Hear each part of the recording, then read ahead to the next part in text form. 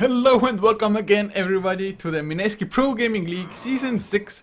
It's gonna be a best of 3 series between Gse7en and MVP HOT6 to see who gets to the group stage of Codes of this particular tournament.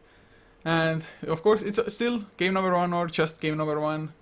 We are HeflaTV, I'm Coacher, and once again I am joined by Mr. Blackadder. Good afternoon, ladies and gentlemen, and off the back of that first series, what can I say? I think we're fired up for another full best of 3, aren't we, Coach? Of course we are, man. And while coming into this, I have seen some of Gse7en. They are running crazy strats, and actually, I have to just excuse myself or my knowledge or my memory or whatnot. It was actually Gse7en, I think, that ran the Dazzle, Tusk and Meepo aggressive tri-lane, not Awake. But it was also in the previous MPGL, casted about a month ago. So it happened during the same day those two teams were playing. But we are here now in the draft. The first bans, nothing out of the ordinary at all, but a Viper first pick. Well, when you ban out of the Void, the Doom, the Lycan and the Brew, this does of course leave the Tinker, the Skywrath, the Shadow Shaman, the Earthshaker all in the pool, and picking up the Viper first pretty much gives your opponent pick of the litter at this point. And for Gse7en, this could be pretty much all they've asked for. Now, pick up the Razor, Shadow Shaman, no surprises. Does of course leave Tinker should HOT6 want it, but what can MVP show us this time around, I wonder? Yeah, I mean, I'm hoping for something great. I actually haven't been able to cast MVP HOT6, not even once.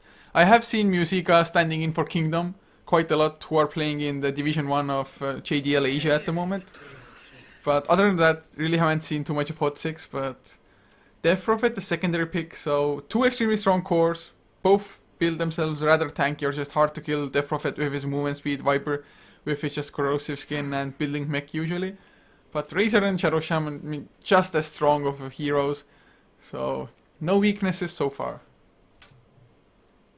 No weaknesses so far indeed. And the Death Prophet, well, we've seen Death Prophet versus Razor in the last game actually, and it seems that we're going to get the exact same thing. Now, Razor, Death Prophet, both strong pushing lineups potentially. Shadow Shaman gives the edge in pushing to Gse7, but still early goings in terms of this draft. And specifically with things like the Pugna being banned out, we could see maybe a tri-core lineup, aggressive tri-lane Viper happens occasionally. Safe lane the Death Prophet, get a Dragon Knight.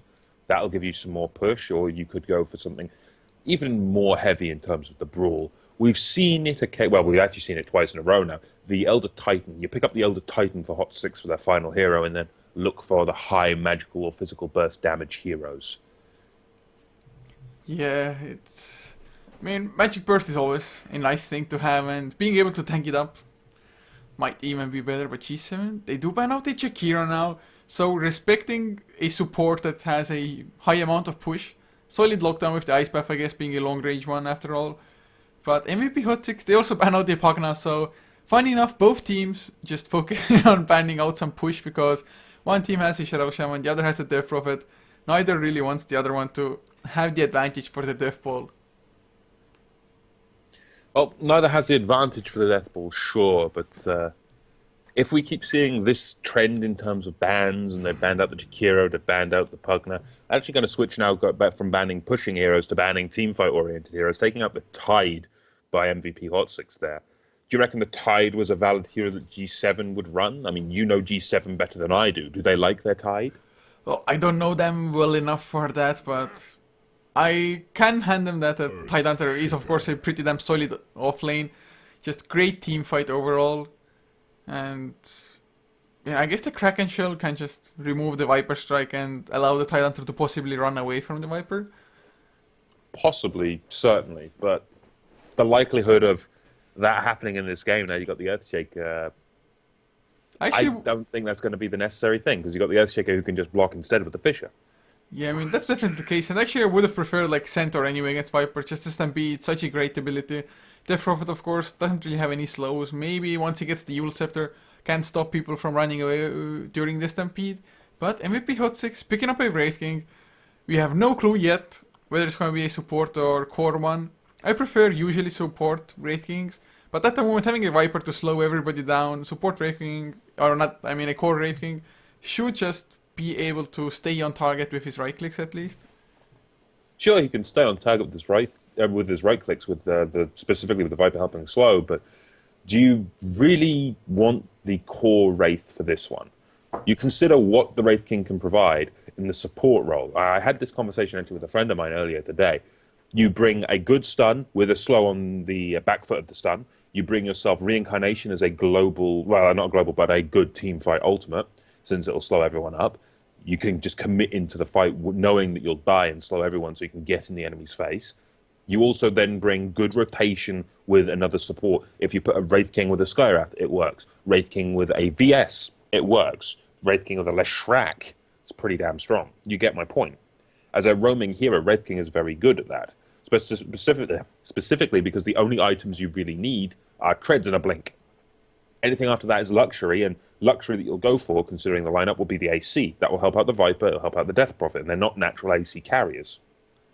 Yeah, and you don't have to sell it to me. I'm also a fan of the support Wraith King rather than the core one.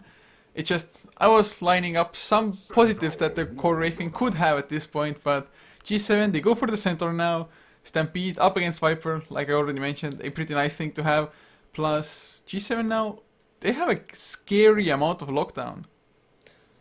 Yes, they do. They also have a scary amount of Blink Dagger initiation. Blink on all 3 of the latest heroes out of G7 as a very strong, if not core item. And Centaur, he's going to be looking for the early Blink. So is Earthshaker and Shadow Shaman. But we do get a Mirana on the back foot for HOT6, and they're going to be looking for Moonlight Shadow initiation. Is this a support Mirana, though? Or a core Mirana? Because Wraith King Mirana works as a good rotating combo as well. Yeah, I mean, like you just pointed out before as well, Rayfire Blast, a solid 2-second stun, but not only that, it also slows you for 2 seconds after that. It should be plenty of setup for the Mirana arrow, especially if the Viper Strike just helps a little bit with poison attacks, if he's on the same lane. And actually, a Viper Wraith King Mirana could pretty easily be an aggressive trial as well if they want to. It could be a strong aggressive trial, and that would open up for a safe lane solo farming hero. And Viper being the king of all walks, levels on him are nice, but golden experience on the Viper is better. That'll get you that early mechanism. It'll get you in early agonyms. And in a tri-lane situation, specifically when you've got 2 stuns available, Viper is a very good, viable asset here. Yeah, and actually, I wouldn't mind MVP just going for an aggressive tri-lane and leaving the Viper solo safe lane, because it would be up against a Centaur, at least probably would, unless Gse7en go for an aggressive tri-lane themselves. But Viper just crushes a Centaur in a 1v1. Oh, ho, ho, ho. Man, I was thinking about it. I was like, Gse7en, they played Meepo before, but I was like, do they want to go for it in this game? But I think we do, or they do. Second consecutive game in a row, we get to see Meepo, man. How often does that happen? Rarely, very rarely, and it seems we are in for a special series once more. And Meepo, entertaining, certainly, and it does leave the question, what do HOT6 now pick? Now they see the Meepo, and they've got to consider Gse7en. They are effectively Team Blink Dagger. I mean, Razor needs to pick up Blink as well. I think I've only seen once when Razor goes for Blink, but it's just, if you have 4 already, you can't be the odd man out, man. You have to have the Blink. It's not gonna happen, I think, because it would be just kind of a waste of gold, especially if you have the Stampede on top of all the Blinks already to just provide mobility, and Razor with the unstable current is fast as all hell to begin with. But would be just fun to see, man. Team Blink, the initiation power, MVP HOT6, they're gonna have to have impeccable vision across the map, and this Mirana has to be just ready with his finger on the Moonlight Shadow at all times. Quite literally, but there's going to be dust carried by Gse7en all the damn time, ready for that Moonlight Shadow. And it still comes to the question, how do HOT6 repel this? Is this a support or a carry Wraith King? Same for the Mirana. I mean, they are flexible, certainly, but we need an answer to these questions. And what hero do they really pick that can fight into this kind of lineup? I mean, maybe pick a Dazzle, protect the guy who gets blinked on. If you can get the Shallow Grave up in time, that could certainly be a way of saving it. But in that case, actually, maybe would prefer a Shadow Demon, just because Shallow Grave can save you, but you'll still be down to 1 HP. Witch Doctor. Okay, we were near, we were in the right vicinity, but we'll get the Witch Doctor. Cask can certainly do the same thing, especially if you're blinking so many targets in, and of course, Witch Doctor is pretty damn strong against that Meepo. The Cask is going to bounce around Guaranteed on that, but the question here is, how quickly can HOT6 get themselves a Aghanims on that Witch Doctor, because that, in my mind, is going to be one of the driving forces of their response in terms of teamfight-wise. Yeah, I mean, I have to say Gse7en's lineup is just looking extremely good. Of course, there's always the threat of Meepo getting shut down. Although actually shutting down a Meepo is definitely not an easy thing to do, because once he hits that level 3, gets that second Meepo, he has just so much space to create things around the map with that one Meepo while the other one is farming up at the same time. But we'll see how well either team can just execute their lineup. Gse7en with the Meepo and MVP just trying to counter that more or less. Well, we do have a full 5-man invasion of the jungle by HOT6. They drew a line. They want to rotate through the jungle and see what they can find, but it seems the exact same idea by Gse7en. And they only have 4 of their team here, though. So, one member still lurking nearby. We do have the Razor up that top lane, but he's not going to be caught out of position at all. We'll just have the entire side of MVP rotate away, and I don't think we're going to see any form of before the horn kills that we've seen in recent games on recent days. But certainly been an entertaining start to this series. And from where we stand, I suppose we should introduce these players, shouldn't we, Couch? I guess we should indeed, so you get to choose the lineup you find easier to pronounce. Appreciate it. In that case, I'll take MVP. We've got Musica on the Murano, we've got Jube on the Wraith King, we've got Nuts on the Witch Doctor. Over in that mid lane for MVP, we have Rogi, and down on that bottom lane to round out the lineup, we have Cynical, and what a good name that is. I like Cynical. Cynical is good. And for Gse7en, Kalai on the Shadow Shaman, just being in the sneakiest position of all almost. Just sitting in the enemy jungle, acting as a ward. Kenji will be on the center ward runner mid lane. Leo on the Meepo, actually just lingering around on the Earthshaker, trying to help out with a defensive Fisher if need be. And the last one for them will be showed up on that Razor. But he's up against the aggressive Trilane, man. He's not gonna have a fun time. Here comes that obvious time where I have to turn around and say to you, who are you putting your money on? And we do see initiation onto Shoti up on that top lane. Can they bring that Razor down in time? That's 2 stuns used. Arrow's going to fly, not going to connect, but a couple more right clicks could spell the Razor's doom, and will certainly be first blood the way of Musica on that Mirana. Yeah, man, when a core, especially in an aggressive tri-lane, gets that first blood, that's already just an excellent start. And where I have to put my money on, even though MVP got the first blood, bot lane, Cynical, stunned out by Kenji, as well as Shackles from Kali. You're not getting a chance to bet at this rate, and Double Edge will clean up that Viper. Man, but I think Gse7en has it, even though the first blood went to MVP. I just think their lineup, the Meepo, it's gonna be too strong.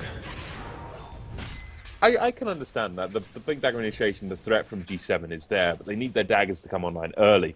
Meantime, top lane, you've got lingering around and potentially just soaking some experience and deterring the idea of the initiation. But we do have that threat for the threat of the rotation and gank from MVP, and you consider, oh, they're tunneling through the trees. Oh my god, this is so sneaky. Oh, this is ninja level tactics coming out of MVP.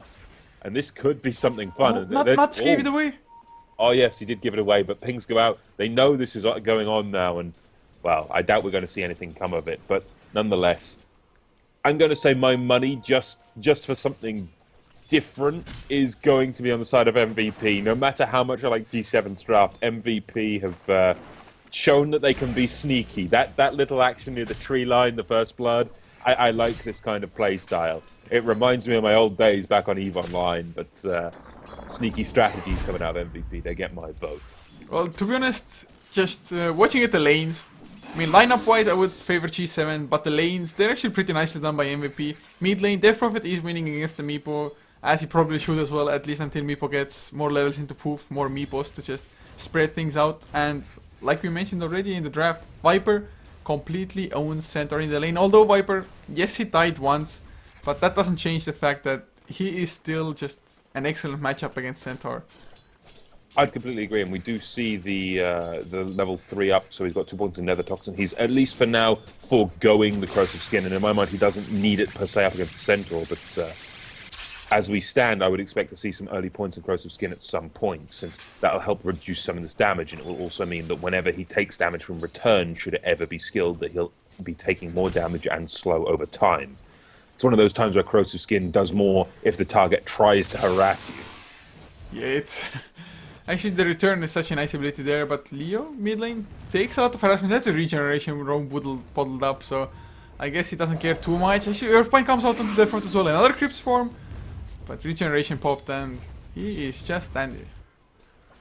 Yeah, it was a little bit of overzealous aggression, but in the meantime, on this top lane, you've got Musica getting some damage stolen from him. Only 7 taken away, though, because of the rotation in from but mid Jubei. lane Roji might be in trouble. Kalai rotating in Leo. Earthbind, he needs to get it. Actually misses the first one. The second one, he needs to land it completely. He missed it as well.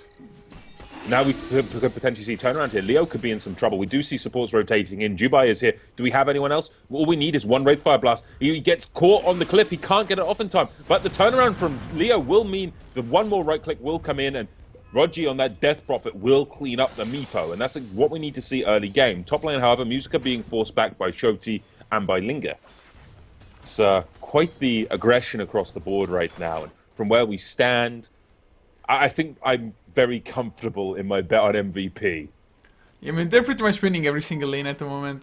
And like I said, just lineup-wise, I would say Gse7en, but the lanes are going so well. Musica, yeah, actually leap on cooldown. He's completely blocked off as well. I think they're going to get the kill. Arrow into Shoto. He has the plasma field. Doesn't do too much damage since Musica was so damn close to them. But they do get the kill in the end.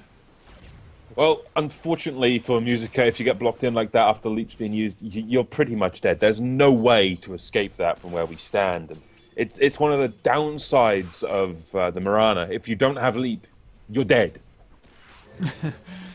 That's pretty much the straightest way of putting it, and it's pretty true as well. Show actually going to get stunned up. The feature is there.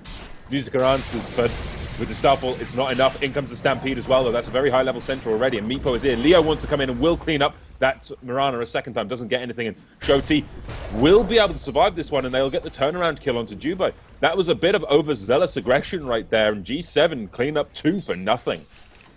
Yeah, and man, just the center being level 6 there made the world of difference. And he was level 6 only thanks to him and Kalai getting that early kill onto the Viper. And actually, Cynical might be in trouble once again. They're gonna come in, the right clicks are flying, Shackles to follow up as well. They have level 2 Ether Shock, but just the Corrosive Skin, the damage, it's still gonna be enough. The Double H is level 3 and Corrosive Skin is level 1.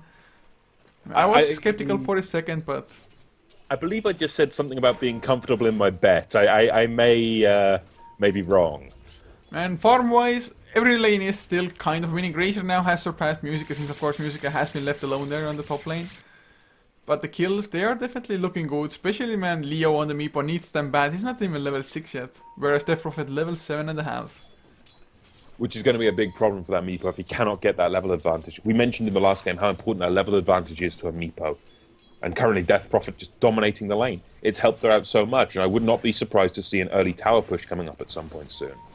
The curious thing that comes to my mind at this point in the game, though, with the Blink Dagger lineup that Gse7en have and the potential for aggression across the board, could we be looking at another 2 kills a minute game at this rate if this picks up? Man, we better be looking at one. That's all I can say. Stampede comes out first. Hasted Meepo, but they're not going to be able to dive for this one, unfortunately. They're not going to get anything on this mid lane. They tried for it. Unfortunately, they were just too far back, too defensive. And could we potentially see a turnaround from Roji? Possibly, but throwing some good harassment, but not going to get anything other than that onto Gse7en, it seems. Yeah, sure looks like it at the moment, but 5-2, 7 minutes in. Like we already mentioned, that was farm, just last hits, MVP, they do have the advantage there. I mean, Leo for 1, 12-0, even the center is 12-3 compared to a 28-11. So they did get some kills, but they are losing the farm war, and thanks to that center, he's not gonna have his blink there anytime soon unless he starts picking up a crazy amount of kills or assists. But oh, with the smoke, they're gonna find Leo. Very Fire Blast does connect. Arrow, will it follow up as well? Never mind, Mirana, he's not even there. My bad, but doesn't really make a difference in the end. The Crypt Swarm's enough to clean it up, and from where we sit, I mean, the Meepo's been dying multiple times now on this mid lane, trying to farm up, trying to get the stacks in the jungle. And these stacks, they're getting blocked, they're getting dealt with a lot of the time here by MVP, and they're going to have this stack here, sure, but that's the only stack they're going to have in this game, at least for now. Every other stack is just being denied to them by the lineup of HOT6. It's good to see. This is how you deal with a Meepo. You keep him down. You do not let him give that level of advantage, and you punish him at every opportunity you get. But Kenji sees Roji rotate into the pit. Is he going to come in? Yes, he is. Finds him. One right click. Do we see the level of aggression to bring down the Death Prophet? No. No one else comes in to rotate. Sure, you've got Leo nearby, but he cannot get on target that quickly.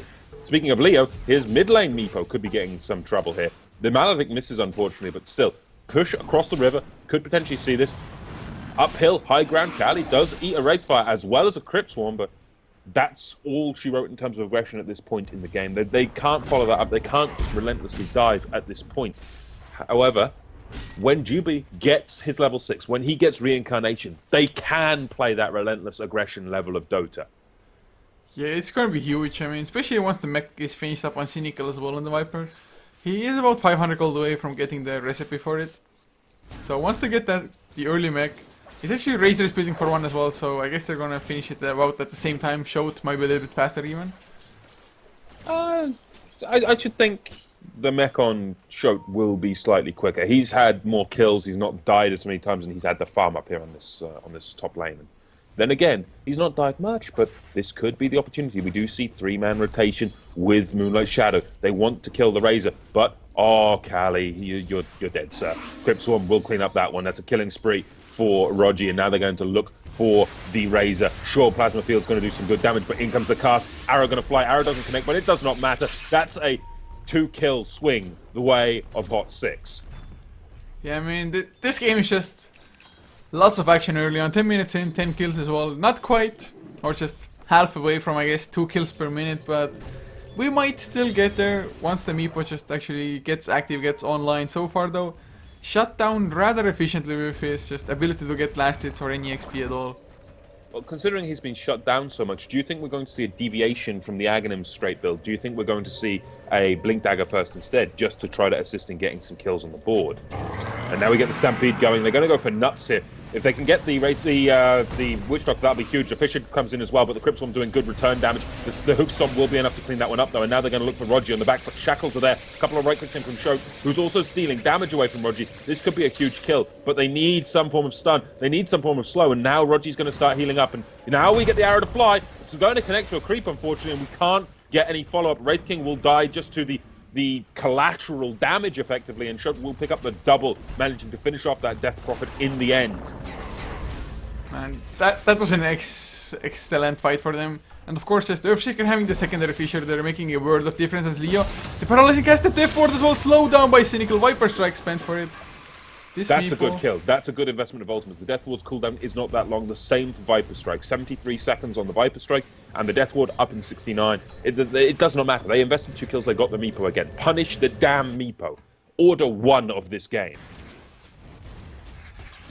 Yeah, I mean, just shutting down the Meepo is the name of the game for them. Yes, Razor is getting a pretty nice amount of farm as well, but I mean, just Meepo, if it doesn't come online early enough, he might not be a factor at all. But mid lane Chubei, he's in some trouble. Kenji, he doesn't have the Stampede, then Chubei will run under the safety of his own tower. Well, you say that Razor's getting some farm. Razor has his mechanism complete pretty much the same time the Viper had his complete. And now we've got a tower kill advantage as well for HOT6.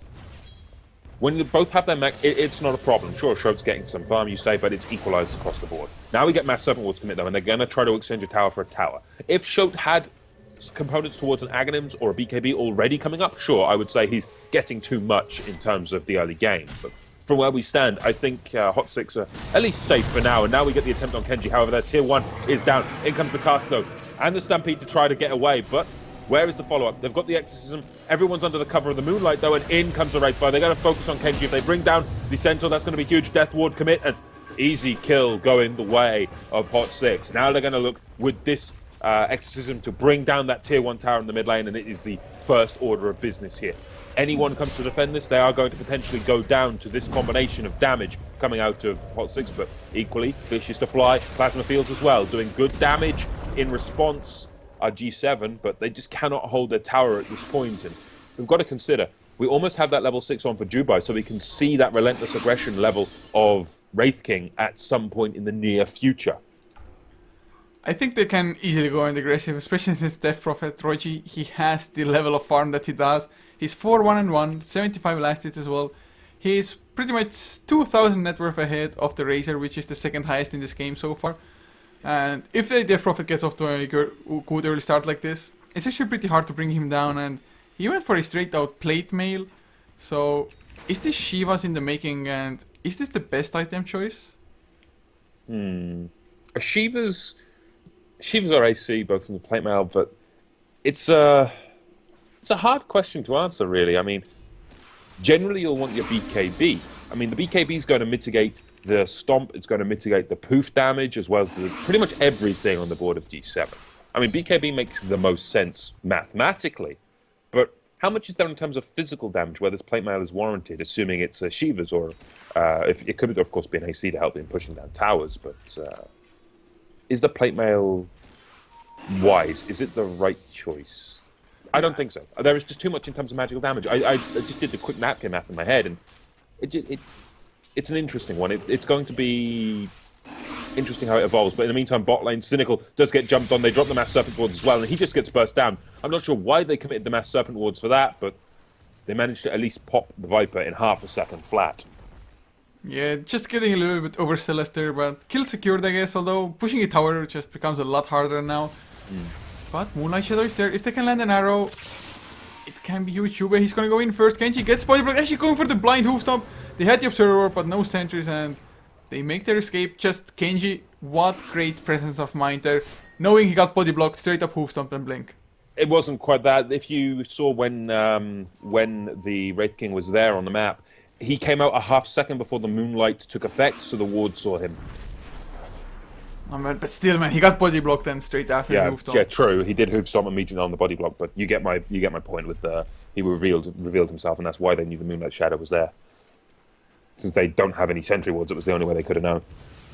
But now it's going to be a case of pressure on the tower. If this tower falls, it will be tower advantage once more the way of MVP. Or will it? We do get the top tower falling to Leo, but Leo will be cleaned up by Cynical, so Viper takes the edge against the Meepo at this point, and that does not surprise me. Viper is pretty damn strong against Meepo, considering the Viper with the corrosive skin, with the Viper strike, all of those dots ticking.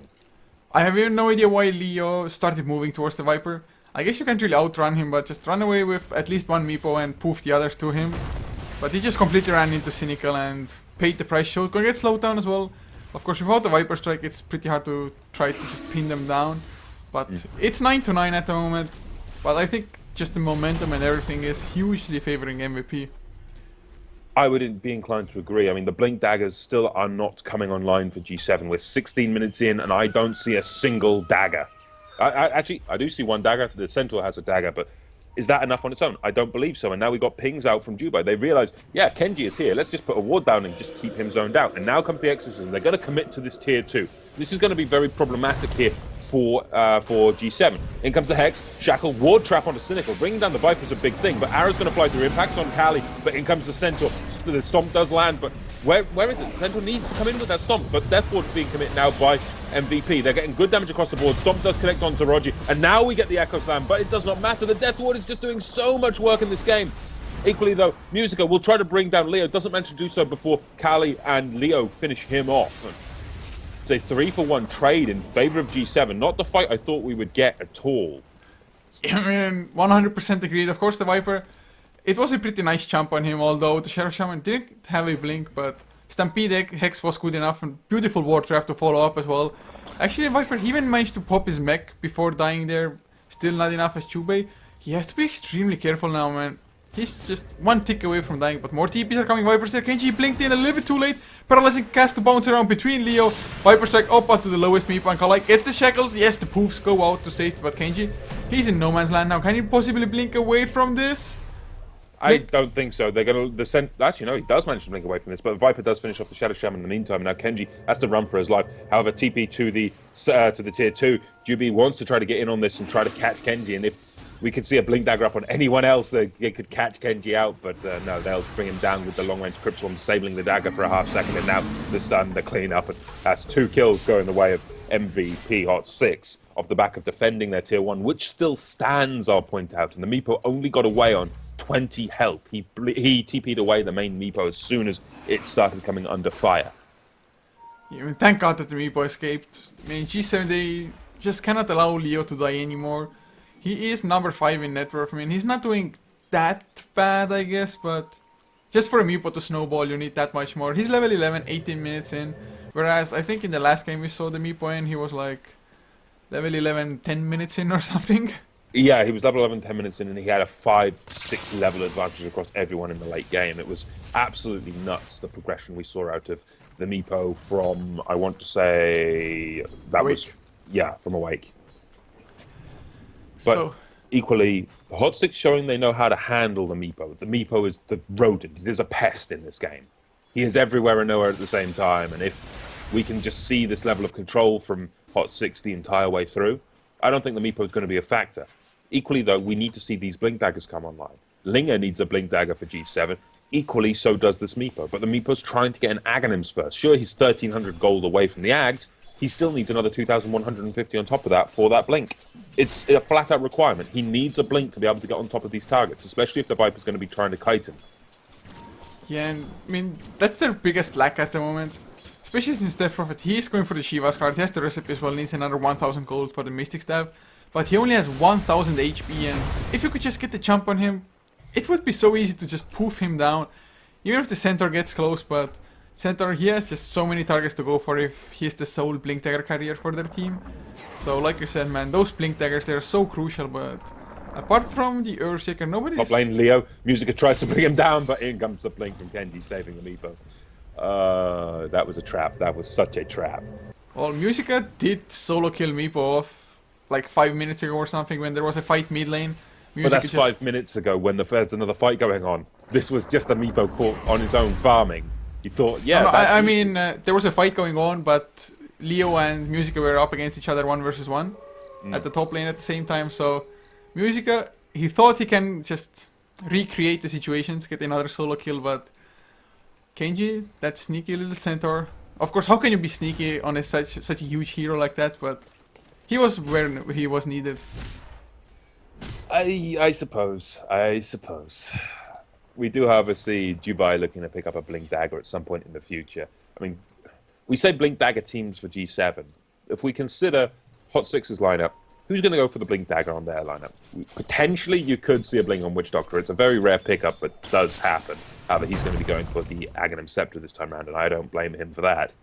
But we will certainly be seeing a Blink Dagger on the Wraith King, which is going to help out in terms of getting the positioning, getting those big Wraith Fire Blast stuns, and helping out his team in general in getting good position to die, really. That's such a bizarre concept. Getting a good position to die in.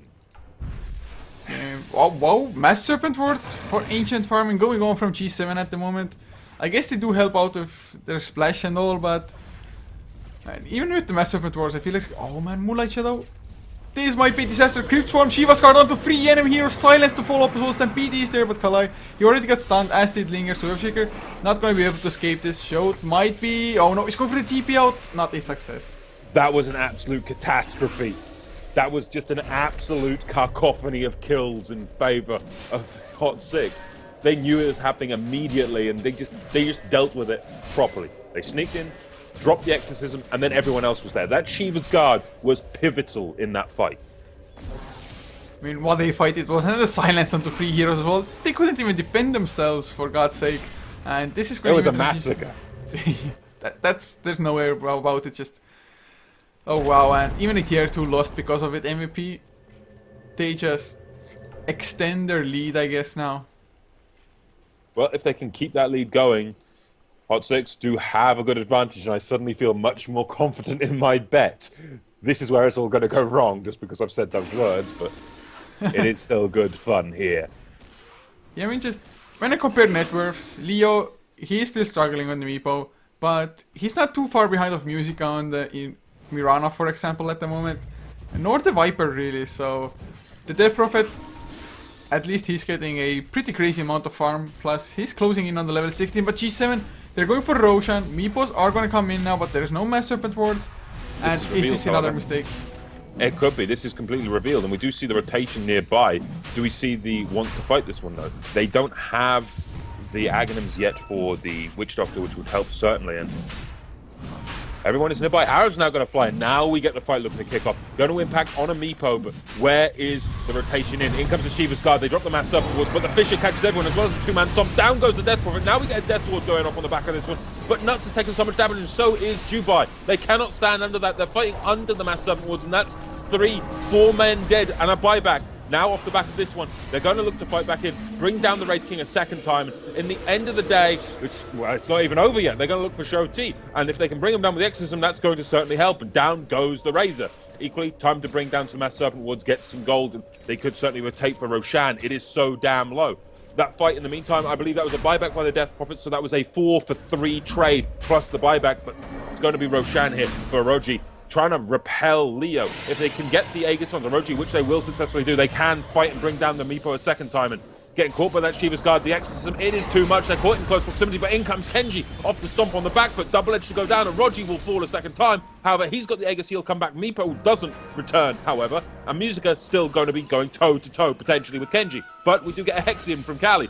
Catches himself a illusion rune in the bottle, but there's still that all-important Moonlight Shadow causing problems here for Roji. And off the back of this one, Linger trying to get in close, looking to do some damage, but gets silenced out and repelled. Same for Kali. And on the back foot of this one, Kenji's being forced back. Everyone's going back in this fight. This fight never ends. Now we get the Stampede to try to evacuate, but Yule Scepter is there, and he's going to be locked down. Caught a second time. Down goes the Centaur. And still, everyone is now retreating. They don't want to take this fight anymore, and they can't. Roji, however, will start rotating towards that middle lane. Does have Exorcism in 40 seconds, and is going to look for that tier 2. To be honest, that fight was more or less decided by the Death Prophet buyback. Just coming back in, Exorcism popped, cleaning up Meepo, as well as the Centaur Warrunner the first time, getting Roshan, and of course, it was so filthy. Invis, Death Prophet, Exorcism killing Roshan, while Roshan can do nothing. Just sits there defenselessly trying to run around. And I mean, Meepo, he bought back for this as well. He died again. Musica managed to pick off Kali on the bottom lane while they're taking the tier 2 in the mid. The Shadow Shaman thought he'll help himself to a sneaky tier 1 with the Mass 7 ones. Now this time, Musica, good map awareness, good on point there on that Mirana. Man, that fight, just look at the graphs as well. How they've increased across the couple of last minutes. Suddenly 8,000 gold lead for MVP. XP pretty much from 0 to 7,500. Yeah, very steep climb on both of those graphs. And off the back of that fight, do you really expect anything else?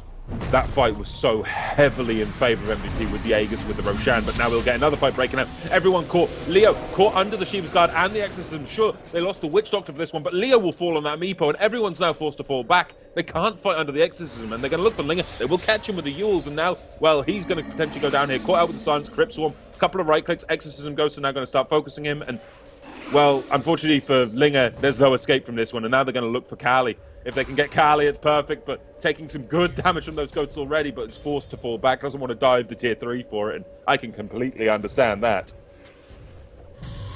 Oh man, and I just looked at HeflaTV chat now.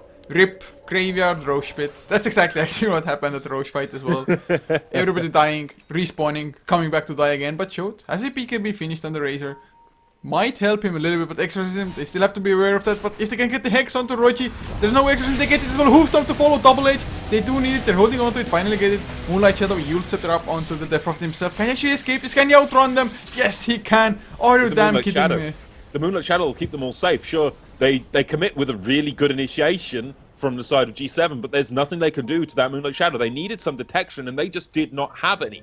The only detection I had was on the Shadow Shaman, and he died very quickly before he could get a ward down. So a tier 2 tower and Shadow Shaman for nothing in favor of HOT6. This game is just spiraling out of control. There is a BKB on the Centaur Warrunner now, but I mean, just the Exorcism physical damage plus Moonlight Shadow at least twice, as it just either saved somebody or turned around the fight completely. And they're not done yet. They smoke up. There's a blink on Chube, so the initiation power definitely will be there with the arrow to follow up. Are they going to go as deep though?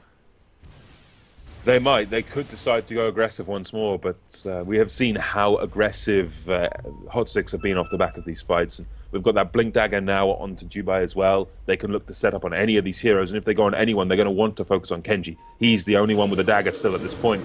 No, they're going to go on Leo instead, and if they can finish him off, that's absolutely perfect. He will go down, and now they're going to look for Kali or for Kenji. Kenji's slowed out. He won't be able to use his dagger at this point, and they'll get the Fisher to clean up, but in comes the Stomp. Looking for anyone, catches on one, but now we get the BKB pop by Roji, and now we can see the turnaround. Can anyone stop this level of aggression with this Exorcism? I don't think so. Down goes Kenji, down goes the Razor. Make that a triple kill for Roji, and now a tier 3. Just absolutely sick plays coming out from the Death Prophet, as well as their entire team. Just going around to Leo, this Meepo didn't stand a chance. I mean, he got evaporated. Kalai soon to follow, and even with the BKB Center Warlander, the Exorcism purely physical damage. Nothing for them to do about it, and the Prophet is so tanky by now as well with the Reaver that he has, and he's level 18. What's the Meepo's level at the same time? 17, so if two of your team heroes are out leveling a Meepo, you know you're in a winning position. I would completely agree. Not only are they out leveling that Meepo, you consider this is a core Meepo. He is position 8 in terms of net worth. That Meepo has nothing. The support have more than that Meepo. Witch Doctor nearly has his full Aghanims, only 90 gold away. We look at the Wraith King. The Wraith King has himself a Blink Dagger, he has himself his Treads, and 2.6k gold in the bank, which can potentially be built towards an AC and help out his team. It is the worst position to be in for a Meepo when you are behind the support of the enemy. Yeah, and holy crap, Witch Doctor 60 gold away from an Aghanim Scepter. It's going to be a huge upgrade. I mean, yes, Gse7en, they have a ton of lockdowns, but somehow, he's been managing to get pretty long just channels up on the Death Ward for multiple times, multiple fights in a row even. So, he has been positioning himself good enough, and of course, Death Prophet, I mean, he's just going to the front lines and tanking up everything, getting all the focus and still surviving.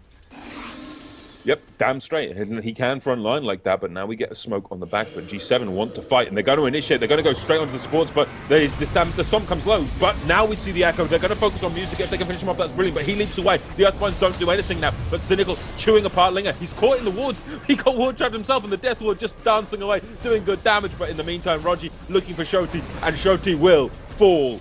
There's nothing at this point that Gse7en can do this, and they just lose everyone. GG is called, and game number 1 of this best of 3 series goes the way of HOT6 off the back of what is an aggressive just show of force. Yeah, I mean, just absolutely well played from MVP from the start, picking up the first blood. Did struggle a little bit for a couple of kills in a row, but from there on, they kept it even and just got even a little bit of a better end for almost every single trade. And that Roche fight just completely broke Gse7en. Indeed it did. There was just no recovery off the back of that. I wanted to say there was no recovery from the early game either, just because of how shut down that Meepo was. Look at his endgame stats. 2, 10, and 7. It's a very rough place to be if you're a Meepo. But, of course, game number 2 is coming up straight away. So can Gse7en turn this around and take this to 3 games? I sure as hell hope so, man. We had the first best of 3 going to the 3rd game. Hoping for the same here as well, but we shall see. Only time will tell, but that's where we are heading now. Game number 2, guys. Thank you so much for tuning in, supporting HeflaTV as well as supporting the Mineski Pro Gaming League. Of course, huge thanks to the sponsors, Gigabyte, SteelSeries, View, Sonic, as well as the Secret Shop Philippines. And guys, if you liked our casting, be sure to follow HeflaTV for more on this channel, as well as HeflaTV 2 and HeflaMoke. And of course, our social media to know when we're going live. All the information is there, HeflaTV on both Facebook and Twitter. And the votes, they're already uploaded for the previous series. This one's going straight up as well. It's youtube.com/HeflaMoke. So check that out, the links are below the stream. But see you guys in game 2.